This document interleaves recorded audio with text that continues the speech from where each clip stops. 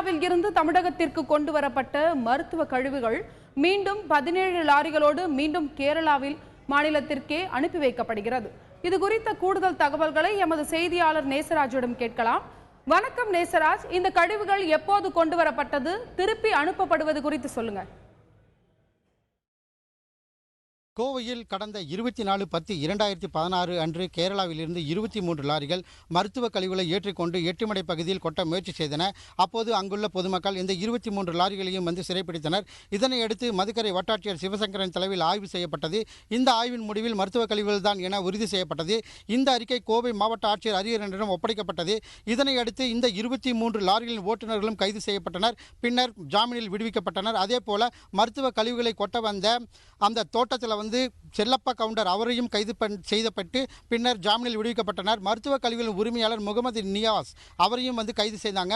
குறிப்பாக தற்பொழுது இந்த லாரிகள் 23 லாரிகளும் கோவை எட்டுமடை பகுதியில் லைனாக நிறுத்தி வைக்கப்பட்டுள்ளனர். தற்போது இந்த 23 லாரிகளுமே பார்த்தீங்கன்னா ஃபுல்லாக லோடோடு நின்றுட்டு இருக்குது.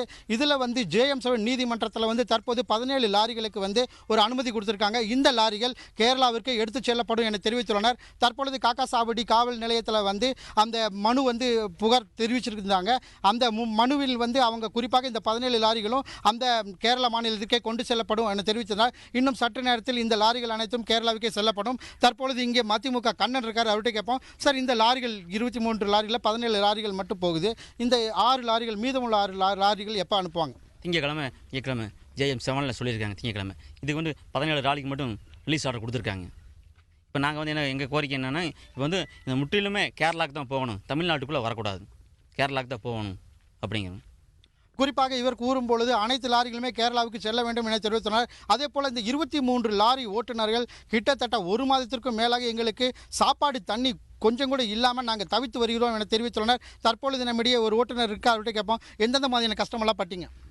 நாங்கள் இங்கே 49 நாள் ஆச்சு. இன்றைக்கி நாங்கள் இங்கே சாப்பாடுக்கு பணம் இல்லை, தண்ணி இல்லை. இங்கே 49 நாளில் கஷ்டப்பட்டுட்டே இருக்குது. அதுதான் சொல்கிறதுக்கு இருக்குது. நாங்கள் நம்ம ஊரில் இது இந்த மாதிரி லோடாக இருந்துன்னு தெரிஞ்சிருந்தால் நாங்கள் 8000 ரூபா வாடகைக்கு இங்கே வந்தது. அந்த 8000 ரூபா முடிஞ்சிருச்சு. 5000 ரூபா இங்கே வரும்போது கையில் இருந்து அது சாப்பிட்டு முடிஞ்சிருச்சு.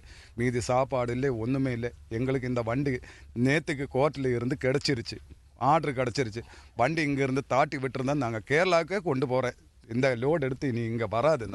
கேரளாவில் அவங்க விடுவாங்களா உள்ளுக்குள்ளவங்கள? அது வாழையார் போனால் என்ன எப்படி நடக்குதுன்னு எங்களுக்கு தெரியாது. எப்படி இருந்தாலும் நம்ம நாட்டுக்கு கேரளாவுக்கு ஷேரில் அப்படி நினச்சிட்டு தான் போகிறது. இங்கே தமிழ்நாட்டிலே நடக்கிறது இல்லை. குறிப்பாக இந்த 17 லாரிகள் கேரளாவுக்கு செல்லப்படும் என தெரிவித்துள்ளனர். அதே போல மீதமுள்ள எட்டுமடை பகுதியில் அந்த மருத்துவ கழிவுகள் என்ன செய்யப்படும் என்பது கேள்விக்குறியாக உள்ளது. அதே போல இந்த மருத்துவ கழிவுகளும் கேரளாவுக்கே செல்லப்பட வேண்டும் என்பதே சமூக ஆர்வலர்களின் கருத்தாக உள்ளது.